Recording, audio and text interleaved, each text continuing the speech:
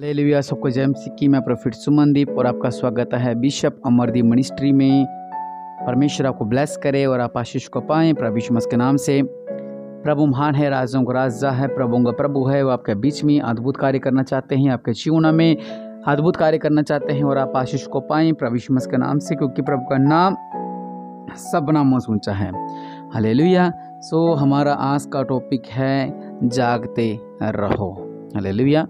कुछ अलग टॉपिक है, कुछ जो इसमें बताया गया है ये एक आत्मिक बताया गया है इसके बारे में। और हम ये प्रार्थना करते हैं कि जागते रहो। शैतान हमें गर्जने वाले सिंह की तरह ताक में रहता है कि कब फाड़ खाए हमें, तो वो बात अलग है। लेकिन आज का टॉपिक है जागते रहो। ये किस विषय में कहा गया है, हम आज इसके बारे में थोड़ा जानेंगे, क्योंकि ये बहुत ज़्यादा ज़रूरी है। और लगभग सब लोग ऐसा कर रहे हैं कि सो रहे हैं। मसीह लोग सो रहे हैं, जो विश्वास नहीं करते वो लोग सो रहे हैं, जो विश्वास करते यहाँ तक कि वो भी सो रहे हैं। इस वचन के हम पढ़ेंगे और परमेश्वर के ज्ञान में आगे बढ़ेंगे। प्रभु यीशु मसीह के नाम से हम पढ़ेंगे। मरकुस 13:32 में लिखा है, मत्ती 24:36 में भी लिखा गया है, लेकिन हम पढ़ेंगे मरकुस 13:32 में लिखा है कि उस दिन या उस घड़ी के विषय में कोई नहीं जानता, न स्वर्ग के दूत न पुत्र, परंतु केवल पिता। हालेलुया। ये वो घड़ी है कि कब प्रभु यीशु मसीह, कब यहोवा परमेश्वर इस धरती पर आ सकते हैं, ये इसके बारे में बताया गया है। वचन कहता है ना तो स्वर्गदूत जानते हैं ना पुत्र जानता है, केवल पिता जानता है कि वो घड़ी कब है। हालेलुया। और हमारे लिए क्या सूचना है परमेश्वर की, हमारे लिए क्या सुसमाचार है, हमारे लिए परमेश्वर ने क्या कहा है, वो ये कहा है कि देखो जागते और प्रार्थना करते रहो, क्योंकि तुम नहीं जानते कि वह समय कब आएगा। हालेलुया। हम जागते रहें, प्रार्थना करते रहें, ताकि शैतान हमें फाड़ ना सके। मैं फिर से कह रहा हूँ, वो एक टॉपिक अलग है, लेकिन ये एक ऐसा टॉपिक है कि हमने जागते रहना, प्रार्थना करते रहना, क्योंकि वो समय कोई नहीं जानता कि कब परमेश्वर आ जाए। हम थोड़ी देर बाद डिटेल में इसके बारे में बात करेंगे और परमेश्वर आपके बंधनों को तोड़ेंगे प्रभु यीशु मसीह के नाम से। और वचन कहता है यह उस मनुष्य की सी दशा है जो परदेश जाते समय अपना घर छोड़ जाए और अपने दासों को अधिकार दे और हर एक को उसका काम बता दे और द्वारपाल को जागते रहने की आज्ञा दे। इसलिए जागते रहो, क्योंकि तुम नहीं जानते कि घर का स्वामी कब आएगा, सांझ को या आधी रात को या मुर्गे के बांग देने के समय या भोर को। ऐसा न हो कि वह अचानक आकर तुम्हें सोता पाए। और जो तुमसे कहता हूँ वही सबसे कहता हूँ कि जागते। यहाँ पर एक उदाहरण दिया गया है कि मान लो एक मालिक है, उसने सबको उसका काम सौंप दिया कि तुमने ऐसा करना है, तुमने ऐसा करना है, तुमने ऐसा करना है। और उन्होंने क्या किया, एक जो कोठी थी उसके अंदर मान लो 7 वर्कर थे, उनको बोला कि तुमने ऐसा ऐसा काम करना है। और जो गेट द्वारपाल था उसको बोला कि तू क्या करे, कि तू जागते रहने की आज्ञा दे। लिखा है द्वारपाल को जागते रहने की आज्ञा दे। उसको बोला कि तू जागते रहना तो भी। लेकिन वो जो मालिक था वो कहीं बाहर चला गया। और जब मालिक 7 दिन बाद आया, 10 दिन बाद आया, उसने क्या देखा कि अरे ये तो लोग सो रहे हैं, वो क्रोधित हो गया। हालेलुया। वचन ये बताता है कि कहीं ऐसा ना हो कि जब वो मालिक आप वहां पर वापिस लौटे और तुमको सोया पाए। हालेलुया। परमेश्वर वचन कहते हैं इसलिए मैं तुमसे कहता हूं कि जागते रहो। अब बात यह आती है कि हमने जागना किस में है। पवित्र बाइबल हमें बताती है कि परमेश्वर के आने का कोई समय नहीं है। मैं फिर से वो बात रिपीट करूंगा। हम लोग सोचते हैं कि अब तो मैं 25 साल का हूं, अब तो मैं 18 साल का हूं, जिंदगी ना मिलेगी दोबारा, ऐश करो। मेरे दोस्त भी हैं, मेरे जो खास लोग थे, और वो भी ये कहते थे कि जिंदगी ना मिलेगी दोबारा। अब वो उनकी जिंदगी झंडो रखी लोगों की, उनको पता ही नहीं हम कि कहाँ पर घूम रहे हैं। यहाँ तक कि उनके साथ ऐसा कुछ हो रहा है वो अपने घर पे भी नहीं बताते हैं।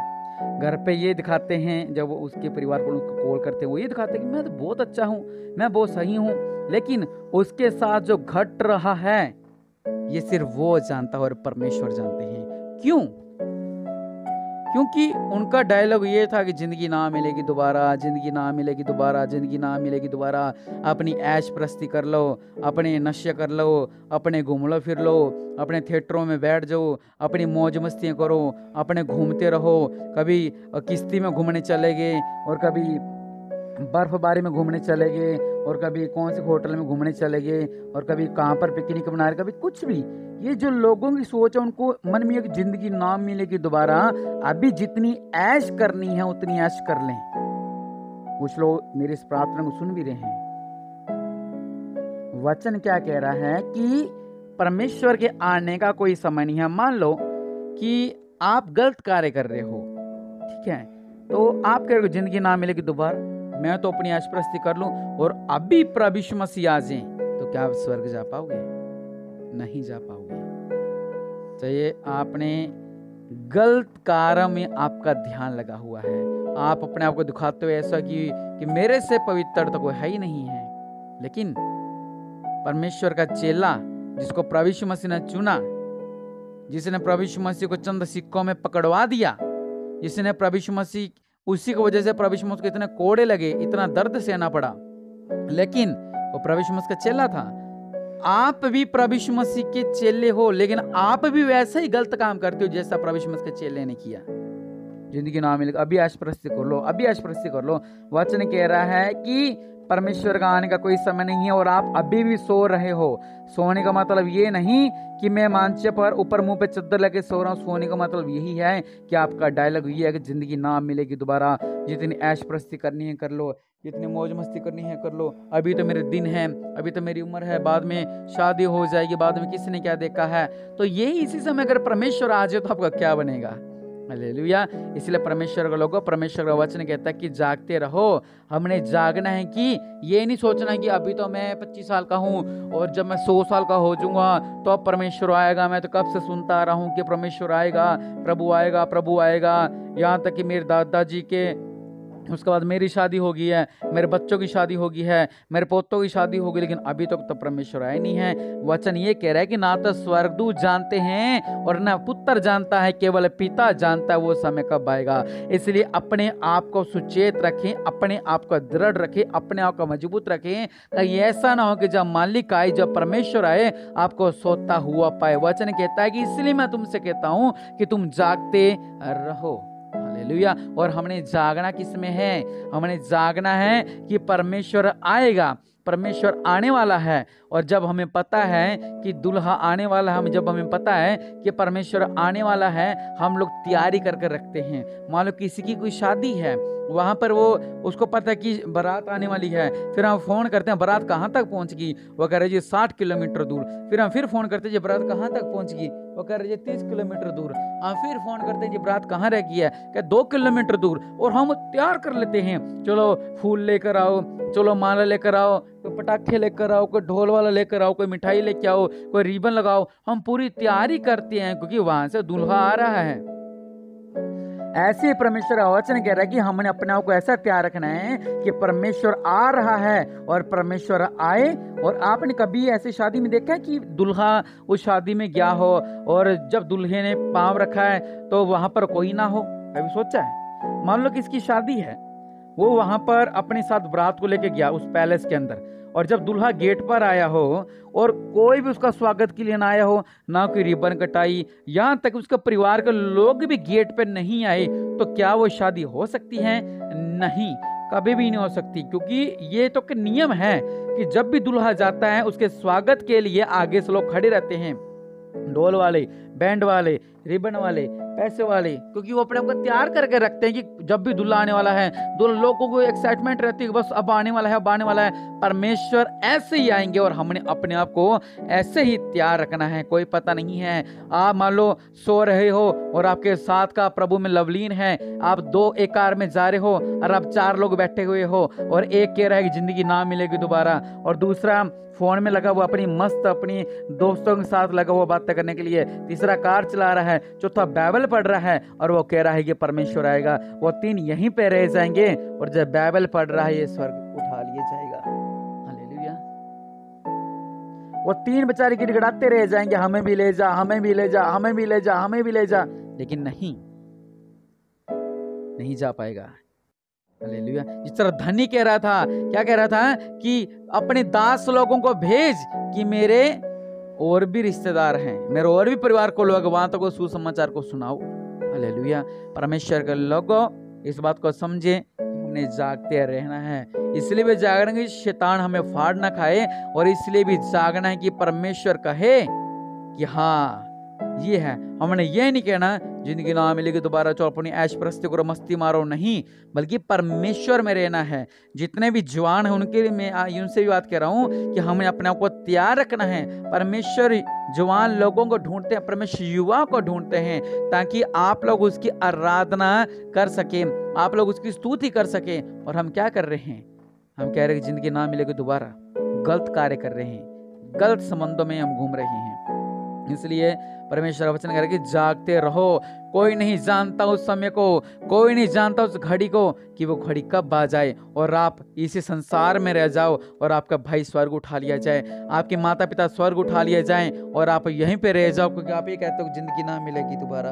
आप अपनी ऐश प्रस्ती में मस्त हो रखे हो, ना बाइबल पढ़ते हो, ना कुछ करते, कुछ भी नहीं करते हो, बस आपका ध्यान ये है कि हम ये कर ले, हम ये कर ले, हम ये कर ले, नहीं, बल्कि परमेश्वर के लिए करना जाने। कहीं बस आज आराधना करूंगा, आज मैं 1 घंटा प्रार्थना करूंगा, आज मैं आधा घंटा प्रार्थना करूंगा, कि परमेश्वर आने वाला है, परमेश्वर आने वाला है। प्रार्थना करना, परमेश्वर की स्तुति करना, परमेश्वर की आराधना करना, क्योंकि वो समय कोई नहीं जानता। ये नहीं कि अपने आप को आप खाली रखें कि नहीं अभी तो मैं हूँ 18 साल का, जब मैं 80 साल का हो जाऊंगा तब मैं अपने आप को बढ़ाऊंगा, तब मैं ऐसा करूँ। तो ऐसा कुछ नहीं है, क्योंकि परमेश्वर का कोई पता नहीं कि परमेश्वर कब आ जाए। इसलिए अपने आप को तैयार रखें। वचन कहता है जागते रहो, जागते रहो और जागते रहो। और मैं आपके लिए प्रार्थना करता हूँ, मेरे पिता परमेश्वर प्रभु जी, जो ये सो गए थे मेरे पिता परमेश्वर, आत्मा में मेरे पिता ये जागने लगे मेरे पिता परमेश्वर प्रभु। दया करने वाले परमेश्वर प्रभु, हम महान हैं, आप राजों का राजा हैं, आप प्रभु का प्रभु है मेरे पिता परमेश्वर प्रभु। दया करने वाले परमेश्वर राबासी लिखिर बिना मेरे पिता परमेश्वर प्रभु, छुटकारा देने वाले परमेश्वर प्रभु जी, इनका बंधन टूट नहीं पाए मेरे पिता परमेश्वर प्रभु। आप महान है मेरे पिता, आप महान है मेरे पिता परमेश्वर प्रभु, आप महान है मेरे पिता परमेश्वर प्रभु। दया करने वाले परमेश्वर, अपने देवला हाथ को बढ़ाओ मेरे पिता, इनके बीच में अद्भुत कार्य करो मेरे पिता। जो ये जाग रहे हैं मेरे पिता, आप इनसे प्यार कर रहे हैं मेरे पिता, आप इनसे कहते हैं कि जागते रहो और औरों को भी जगा कर रखो मेरे पिता परमेश्वर प्रभु। आप महान है मेरे पिता परमेश्वर प्रभु। दया करने वाले परमेश्वर प्रभु जी, अपने देवला हाथ को बढ़ाएं, इन्हें ब्लेस करें, इन्हें ब्लेस करें, इन्हें ब्लेस करें, इन्हें ब्लेस करें, इन्हें ब्लेस करें परमेश्वर जी, इन्हें ब्लेस करें मेरे पिता। और ये जागते रहें, ये जागते रहें प्रभु यीशु मसीह के नाम से। जो कह रहे हैं हम जागते रहेंगे प्रभु, इन्हें ब्लेस करें, आशीष को पाएं प्रभु यीशु मसीह के नाम से। इसलिए जागते रहें और अपने परिवार को भी जगा के रखें। कहीं ये ना हो आप घर के 4 लोग हो और सिर्फ आप अकेले स्वर्ग जाओ, बाकी सारा नरक में जाएं। आपके घर के 7 लोग हो, बाकी आप ही स्वर्ग जाओ, बाकी सब लोग नरक में जाएं। इसलिए अपने साथ साथ अपने परिवार को भी जगा कर रखें। प्रभु आपको ब्लेस करे और आप आशीष को पाएं प्रभु के नाम से, आमीन।